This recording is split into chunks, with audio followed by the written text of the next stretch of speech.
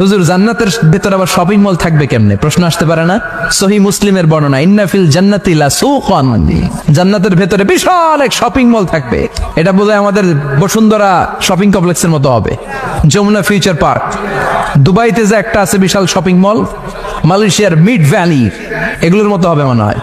কত বিশাল যে shopping mall হবে। সহিহ মুসলিমের বর্ণনা, প্রতি শুক্রবারে সব জায়গা থেকে বন বন করে মৌমাছির মতো জান্নাতীরা ওই শপিং মলে শপিং করতে আসবে। ইচ্ছে মতো দেদারসে পোশাক কিনবে, ইচ্ছে মতো শপিং করবে, টাকা দেয়া লাগবে না, ক্রেডিট কার্ড লাগবে না। সুবহানাল্লাহ পড়েন। ইচ্ছে মতো শপিং করবেন।